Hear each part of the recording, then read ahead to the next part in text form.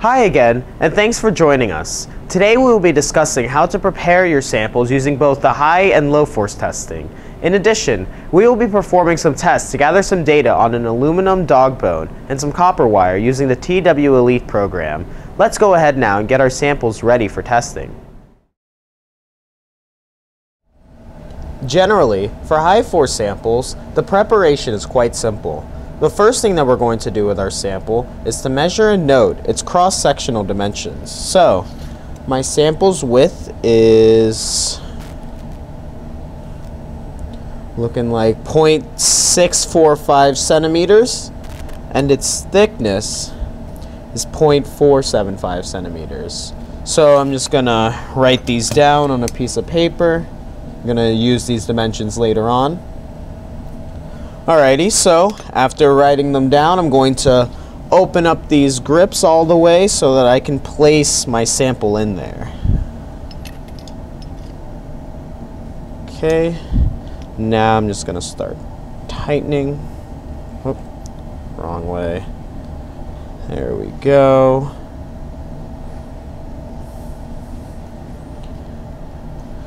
Alrighty, okay, so for my setup, I'm going to be using the 50 kilonewton load cell with the 50 kilonewton action grips. Of particular note, when using these action grips, the extensometer should also be used. So this is the extensometer. Normally it's kept in the back of the Tensile Tester. So the extensometer is another tool used to measure the change in length of an object undergoing deformation. With its smaller clips, the extensometer should always be used with the action grips to ensure more accurate data acquisition. So to place this, make sure that you put the sharp edges onto your sample. There we go. And then you use these clips and you just bring it over to the other side so that it remains stable. Ooh. Very nice. I just want to make sure, since I am putting this on a linear portion, that I have it nice and in the middle of this dog bone here. Alrighty, now when it's securely on there, make sure to take out the pin and then just leave it alone. That essentially just activates it. So, after we close the blast door and verify that the system is locked, the sample is ready for testing. Although you could run your low force sample like a high force sample, it is highly recommended that you make a template for it. If you don't, you run the risk of having your sample slip from the grips and not collect the correct data. They're easy enough to make that it's worth the extra 5 minutes. A template is a temporary fixture that is attached to your sample that helps keep it secure and makes it easier to mount into the Tensile Tester. They look like this, so note that my sample is in the middle of this window over here. Now, to create your template, you'll want to get a small, relatively thick piece of paper, such as a business card or low-numbered sandpaper.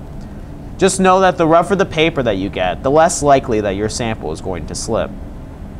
Depending on your sample, the amount of this paper that you're going to use can vary. So since I'm just going to be using a wire, I've already cut a piece in half so that I don't waste any material. Now, after you have the right amount of paper for your sample, gently fold it along the shorter axis right here. Next, you're going to cut a shape into your card such that it gives your window enough room to house your sample. I found that the best shapes to cut are triangles and rectangles in order to create a diamond or rectangle window. So let me just cut this right here, get a nice shape.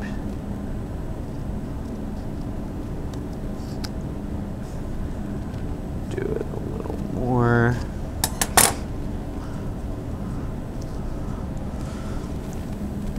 Aha!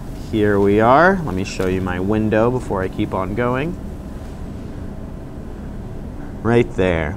So, now that I have my window, I'm going to align my sample with the points on the top and bottom of the frame. There we go. Just keep it right there.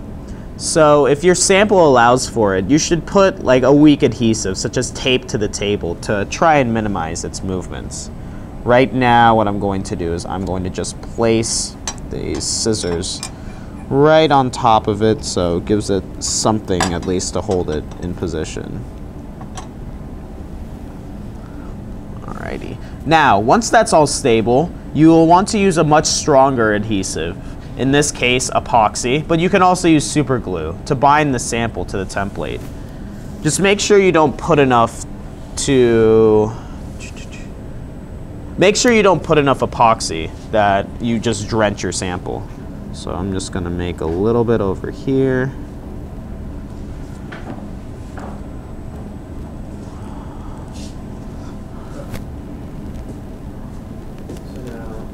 Alrighty.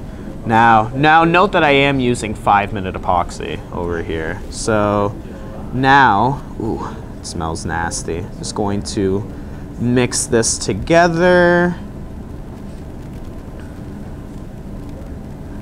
There we are.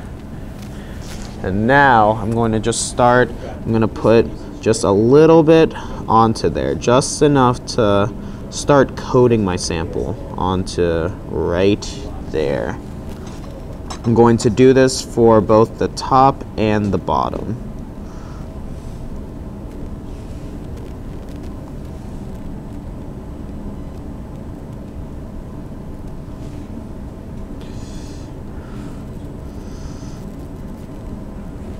Can be a little bit difficult if you're not used to mounting samples. Whoop.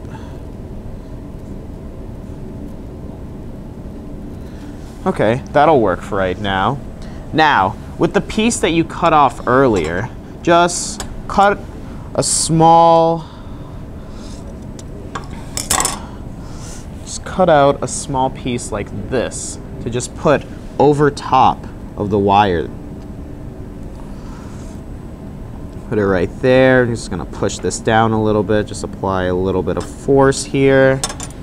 Going to cut a piece for both sides.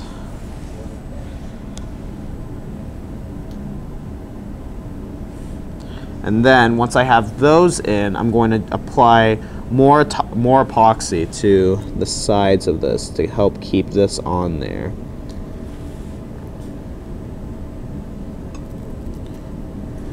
Yeah, don't be afraid to put enough epoxy on here. Just make sure that you don't drench it.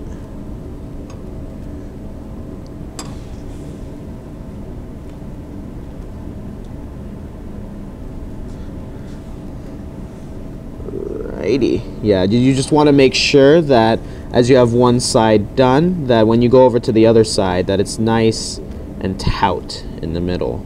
You don't want there to be any slack. Now that our sample and template are complete, we can note the dimensions of our sample. I already measured it beforehand, so I know that it's 0.2 centimeter. No, it has a 0.2 centimeter diameter. If you're doing this in advance, it helps if you write the dimensions on the template so that you don't have to keep on measuring it every time you go put it into the tensile tester and whatnot. After we let this cure for a few minutes, we can finally place it into the tensile tester. The epoxy on my sample is fully cured, so I'm going to now place it into the tensile tester. It's that edge there. I'm going to bring this down a little bit. There we go. Open it up.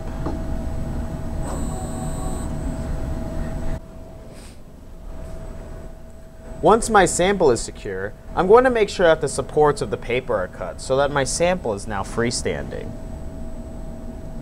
So just cut it right there.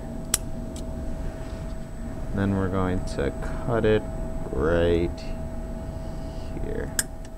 And there you go. Now we're just making sure that we're testing only our sample and not the paper at all.